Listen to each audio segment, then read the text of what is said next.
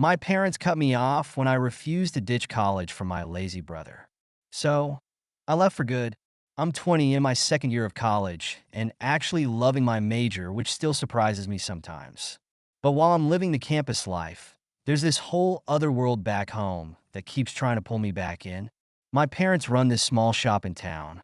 It's not fancy, but it kept food on our table and paid for the roof over our heads.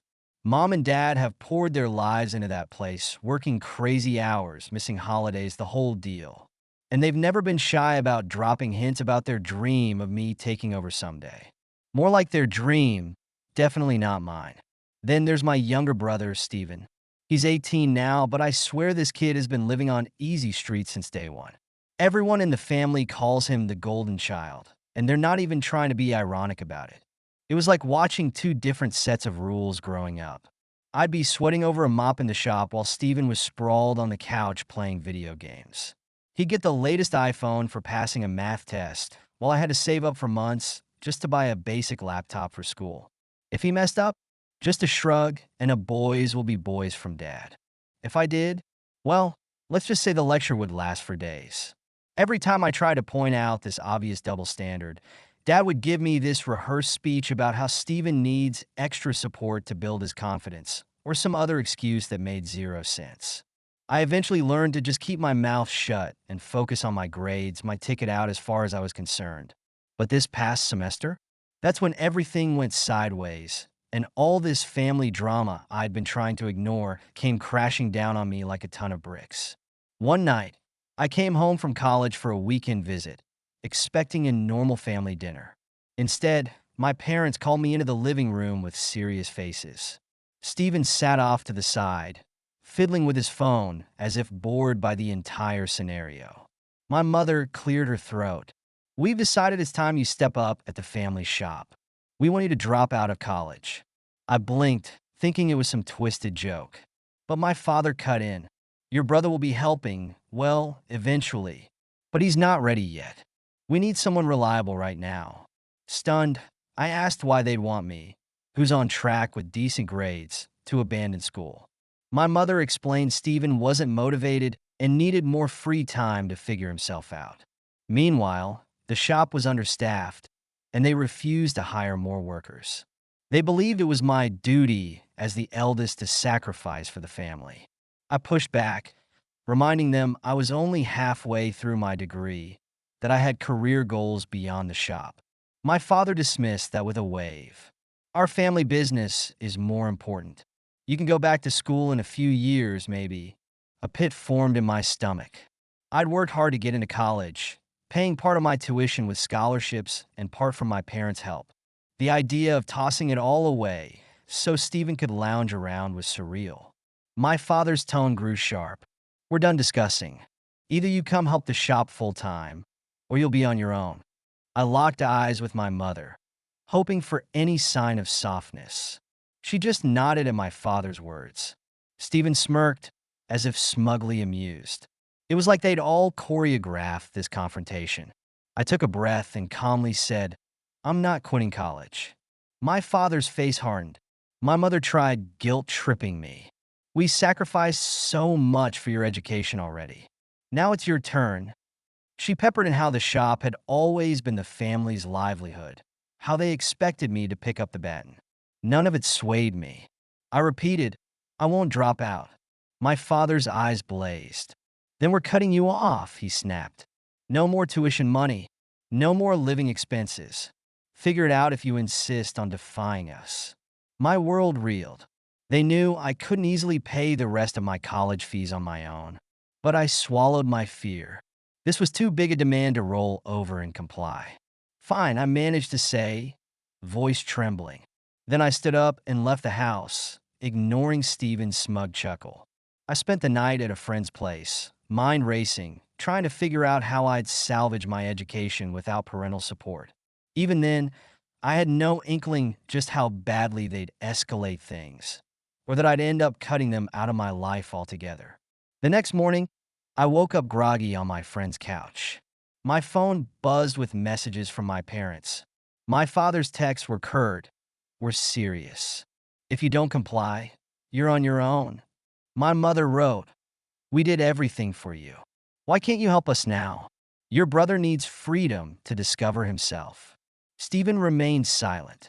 He rarely ever texted me, probably too busy enjoying his new gaming console or something else my parents had bought him. Trepidation swelled in me. I needed a plan, some way to cover my tuition. The initial deposit for this semester was already paid, but the next ones wouldn't be. I also had rent for my small off-campus place, which until now my parents partially covered. My job as a part-time waiter barely handled groceries and textbooks. Could I take extra shifts? Could I get a student loan? My mind spun with possibilities. That same day, I decided to head back home to gather my stuff. If my parents were serious about cutting me off, I wasn't sure I'd be welcome to stay there. When I arrived, the atmosphere was tense. My mother asked if I'd come to my census. I gently but firmly repeated that I wouldn't drop out. She frowned, brandishing the shop's ledger, as if that would persuade me. "Look, we're short-staffed. Your father and I can't handle it alone." "Your brother?" "Well, you know he's not reliable." I asked, "Why not hire help?" She threw up her hands like I was clueless, mumbling about finances. It was bizarre. They could pay me if they wanted, so paying an outsider should be no different. Unless they expected me to work for peanuts. My father marched in, face flushed, pointing an accusing finger. "You owe us, boy. We raised you, paid for you. Now it's your turn." He rattled off how I'd used up countless resources, but I'd never asked them to run the shop that way or to spoil my brother. That was their choice, and it didn't justify me torpedoing my future. At that moment, Stephen sauntered out of his bedroom, ears hooked by earphones. He smirked. "So are you going to do the right thing and drop out or what?" The sheer arrogance stung. I fired back. "Why don't you step up if the shop need help?" He rolled his eyes. "I'm not cut out for grunt work. I have bigger dreams." The hypocrisy reeked. He was older than me by only 2 years, yet they babied him as though he was helpless. Sick of the hostility, I began grabbing my clothes, my laptop, whatever essentials I could find. My mother hovered, tears welling up, calling me ungrateful. My father cursed under his breath about how I'd see sense eventually. As I stuffed things into a duffel, my father hissed, "If you leave now, don't bother coming back. We're done paying for anything. That includes your phone plan, your rent, everything." I paused, heart pounding, but mustered my determination. "I'll figure it out," I said, trying to sound braver than I felt. Then, with one last glare from my father and a triumphant grin from Stephen, I lugged my bags to my car and drove off. No longer having a place to call home, I crashed at a friend's place temporarily. My parents canceled my phone line the next day, as promised. I quickly switched to a cheap prepaid plan. My bank account saw a flurry of reverse payments for rent. My mother apparently had all my auto-pay details. I scrambled to change everything. The bleak reality, I was truly on my own, with minimal savings, half a semester of tuition still due, and no family support. Panic set in, but it also lit a fire under me. I visited my college's financial aid office, explained my predicament. An advisor was sympathetic, suggesting I apply for an emergency scholarship or a small personal loan. It wouldn't fully cover everything, but it might bridge the gap. I also asked my manager at the restaurant if I could pick up more shifts. He hesitated, but eventually gave me a few additional hours. It wasn't glamorous, but it was a lifeline. Amid this chaos, texts from my parents trickled in through social media since my phone number changed. My father ranted, "We still expect you to come to your census. The offer stands, drop out, come help the shop, and we'll fix everything." My mother wrote guilt-laced messages about tearing the family apart. She insisted Stephen was fragile and needed me to carry the load. None of it swayed me. Instead, I started to realize how much they'd coddled him for years, expecting me to fill in the gaps. Stephen made a single cameo message, mocking me for playing the victim and calling me foolish for refusing an easy path. Easy path. He was the one refusing to lift a finger to help the family business. The hypocrisy was astounding. Over time, I discovered a few extended family members had heard a twisted version of events. My father told them I'd abandoned the family shop to chase a useless degree, leaving them in dire straits. Some aunts and uncles scolded me, telling me to be more responsible, to do the right thing. I tried explaining that my parents wanted me to bail out my lazy brother so he could stay carefree. Some believed me, others didn't. The stress was immense. But I pressed on. Juggling classes, extra work shifts, and managing finances was brutal, yet also liberating in a strange sense. For the first time, I felt in control of my own destiny. No father barking orders, no mother guilt tripping me to coddle Stephen. Though physically and mentally exhausted, I sensed a new independence blossoming. As the semester wore on, I got word from a friend who sometimes visited the family shop.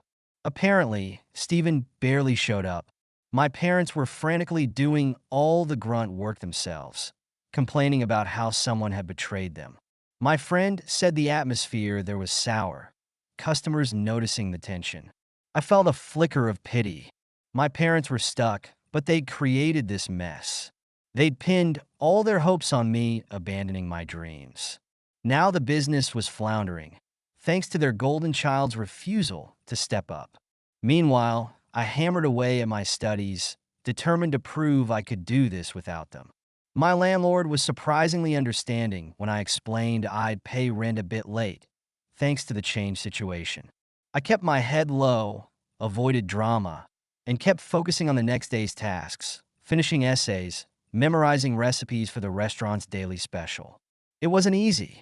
Some nights, I'd lie awake, anger surging about how my parents had turned on me so quickly. But each day also strengthened my resolve.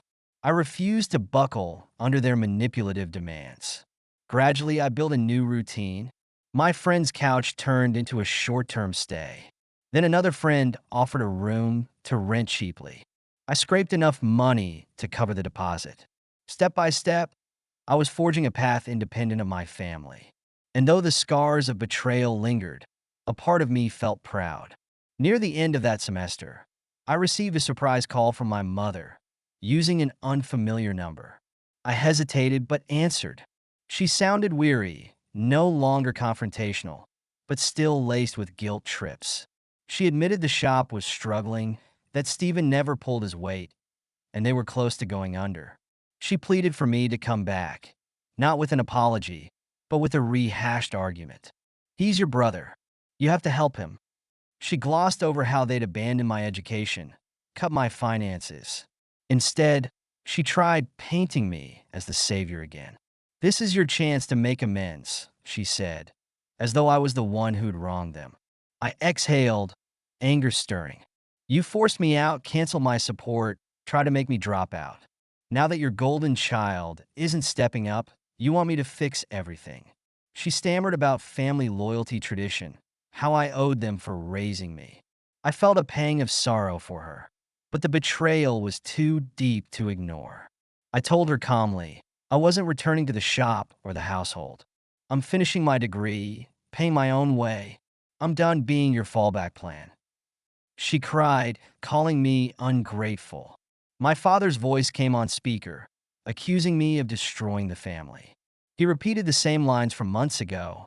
Come home, help the shop, or we'll never speak again. I realized with clarity that they'd never apologize or admit wrongdoing. They just wanted a sacrificial lamb to keep the business afloat. I ended the call, letting their words hang in the air. That night, I made the decision to go fully no contact. I blocked their numbers, removed them on social media, and informed any meddling relatives that I wasn't open to further discussion. It felt drastic, but each new contact with them only reopened wounds. I had no illusions that they'd cease sense soon. Maybe they never would. Since then, I've maintained my coursework, kept up with my job, and though it's a grind, I'm on track to graduate. Without the constant emotional burden of my parents' demands, I'm actually thriving academically. Sometimes I hear from mutual acquaintances at the shops on the brink of closing that Stephen flaked out entirely, maybe got bored. While I don't relish seeing my parents' livelihood fail, I also don't regret standing my ground. They pinned everything on me dropping out, ignoring that I have my own ambitions and future. It stings to recall how quickly they turned on me when I refused to be their stopgap. But in a strange way, I'm grateful for the clarity. I learned that unconditional family love for them was contingent on blind obedience. Once I set my own path, they withdrew support, manipulative and harsh. So I cut them off financially, emotionally, and physically. It was the only way to protect myself from their manipulative demands. There are lonely moments, yes, but the sense of self-respect is worth it. I share this now because maybe someone else is facing a similar ultimatum from entitled relatives. Standing firm might be painful. You might lose financial support or face guilt trips. But if you truly believe in your goals, you can find a path on your own.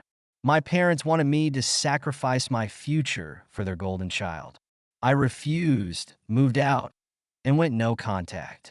No regrets.